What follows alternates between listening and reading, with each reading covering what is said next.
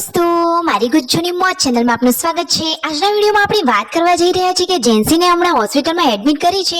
તો આજે તો કિંજલ બેનીબા અને જીગર કુમાર તેને બોલાવવા માટે આવ્યા। કિંજલ બેનીબા બીમાર છે છતાં તેઓ જુઓ બોલાવવા માટે આવ્યા અને તેમને શું થયું છે, તેમની તબિયત કેમ ઠીક નથી અને દોસ્તો જેન્સીને હજુ રજા આપી નથી। હજુ રજા ન આપવાનું કારણ શું છે, હજુ તેને ઠીક થયું નથી।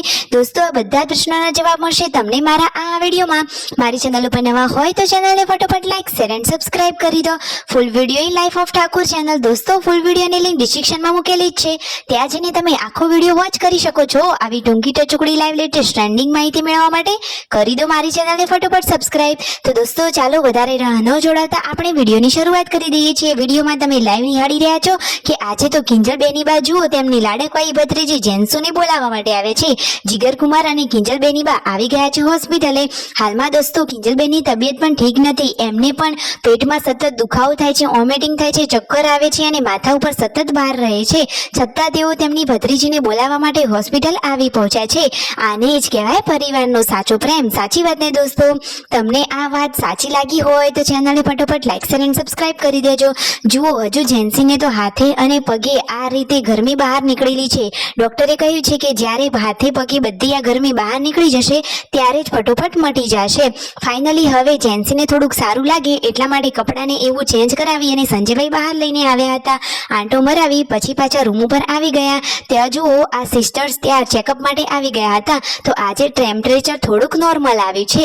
ફાઇનલી તપાસ થઈ ગઈ છે અને જુઓ ઘરે તેમના મમ્મીને બધા લોકો પણ તેમની રાહ જોવે છે, પરંતુ ડોક્ટર રજા આપતા નથી ને ઘરે પણ જવાતું નથી। જેન્સીને ભૂખ લાગી તો ખાલી ચા અને બિસ્કિટ જ ખાધું છે, વધારે તો એ કંઈ ખાતી જ નથી। અને આજે તો જુઓ ઘરે આ શેનું કામ ચાલી રહ્યું છે, તો જુઓ ખેતરમાંથી લાવ્યા હતા લસણ, તો લસણનું કટિંગ થઈ રહ્યું છે। તેમના મમ્મી કહે છે કે હવે ગમે તેવું લોકડાઉન આવે તો આપણે તો લસણનો સ્ટોક થઈ ગયો છે। કિંજલ બેનીબા અને જીગર કુમાર હોસ્પિટલમાં બેઠા હતા, રોકાયા અને તેમની સાથે વાતચીત પણ કરી અને તેમને પણ તબિયતનું ધ્યાન રાખવાનું છે।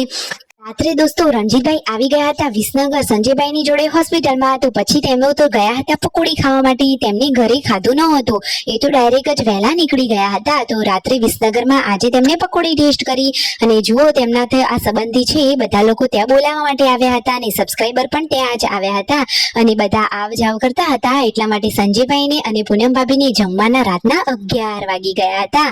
આટલું બધું મોડું થઈ ગયું હતું હોસ્પિટલમાં। પછી જુઓ સંજયભાઈના મામાનો છોકરો અને તેમના વાઈફ એ પણ લાચડી ગામેથી બોલાવવા માટે આવ્યા હતા વિસનગર। તમે વિડીયોમાં લાઈવ એમને જોઈ શકો છો। તો પૂનમ ભાભી માન મર્યાદા સાથે બેઠા છે, બધા જોડે વાતચીત કરી અને પછી થોડીક વાર બેસી તેઓએ વિદાય લીધી અને ફાઇનલી પછી રણજીતભાઈ પણ ઘરે જવા નીકળ્યા। વિડીયો ગમે હોય તો લાઈક શેર એન્ડ સબસ્ક્રાઇબ।